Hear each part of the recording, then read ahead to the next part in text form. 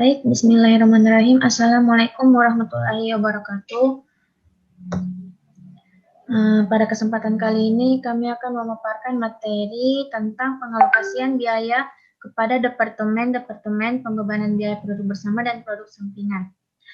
Sebelum lanjut ke materi, pertama-tama saya akan memperkenalkan diri. Nama saya India Priyanti, C301-18229 dengan nama anggota kelompok Devi Triana Wulandari, C301-18348, Nurul Atika, C301-16228, Sri Aprilia, C301-18383, Haspina, C301-18496, dan Mardan, C301-15215. Ya, materi pertama ini tentang peran strategis alokasi biaya. Peran strategis alokasi biaya memiliki 4 tujuan. Yang pertama ada menentukan biaya departemen yang akurat dan biaya produk sebagai dasar untuk melakukan evaluasi efisiensi biaya departemen dan profitabilitas dari berbagai produk untuk pelaporan keuangan serta kepatuhan pajak. Yang kedua ada memotivasi manajer untuk mengarahkan segala upaya tingkat tinggi dalam mencapai tujuan akhir manajemen puncak. Yang ketiga, menyediakan insentif yang tepat bagi manajer untuk mengambil keputusan yang konsisten dengan tujuan manajemen puncak. Dan yang terakhir ada secara wajar menentukan imbal jasa yang diperoleh manajer atas upaya dan keahliannya serta efektivitas pengambilan keputusan mereka. Selanjutnya ada isu etika dalam alokasi biaya. Pertama, isu etika muncul ketika biaya dialokasikan ke produk atau jasa yang dihasilkan baik untuk pasar yang penuh kompetisi maupun badan publik atau departemen pemerintah. Dalam mengimplementasikan metode alokasi biaya adalah isu ekuitas atau kewajaran yang muncul ketika unit pemerintahan mengganti biaya institusi swasta atau ketika unit pemerintahan memberikan pelayanan kepada publik dengan uang pembayaran. Ketiga, pengaruh dari metode alokasi yang dipilih terhadap biaya produk yang dijual atau dibeli dari anak perusahaan di luar negeri. Selanjutnya akan dibacakan oleh teman saya. Baiklah, selanjutnya alokasi biaya ke Departemen Jasa dan Departemen Produksi. Pendekatan departemen mengakui bahwa operasi produksi secara umum mencakup dua jenis departemen operasi, departemen produksi dan departemen jasa. Pendekatan departemen memiliki 3 tahapan, yaitu 1. Menelusuri seluruh biaya produksi langsung dan mengalokasikan biaya overhead pabrik ke departemen jasa dan departemen produksi. Yang kedua, mengalokasikan biaya departemen jasa ke departemen produksi. A. Metode langsung atau direct method merupakan metode yang paling sederhana dari ketiga metode alokasi biaya per departemen karena mengabaikan arus timbal balik. Bagian B, metode bertahap dalam mengalokasikan biaya departemen jasa. Bagian C, metode timbal balik atau reciprocal method merupakan metode yang paling dipilih dari ketiga metode yang ada. Karena tidak seperti metode lainnya, metode tersebut memperhitungkan seluruh arus timbal balik antar departemen jasa.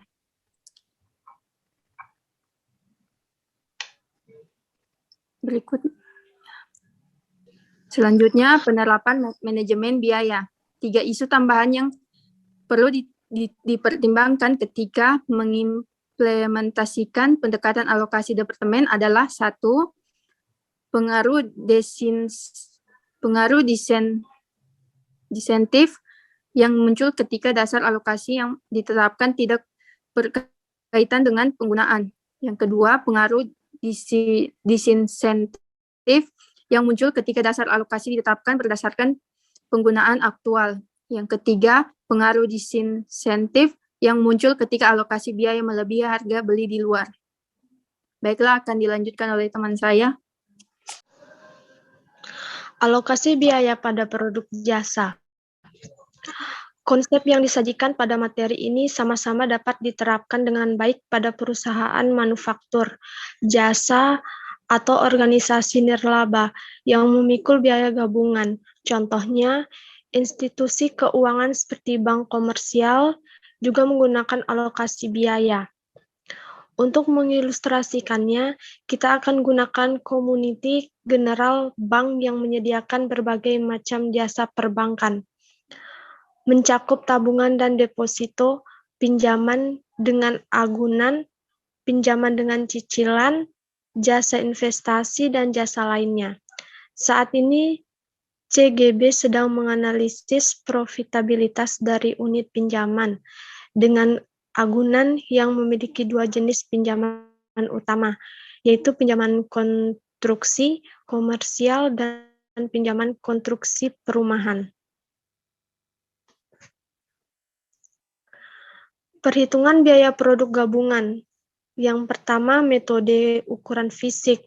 Cukup alamiah menggunakan ukuran fisik seperti pound, galon, yard, atau volume unit yang diproduksi pada titik pisah untuk mengalokasikan biaya gabungan ke produk gabungan. Yang kedua, metode nilai jual pada titik pisah.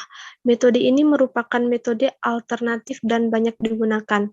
Metode nilai jual pada titik pisah mengalokasikan biaya gabungan ke produk gabungan berdasarkan nilai jual relatifnya pada titik pisah.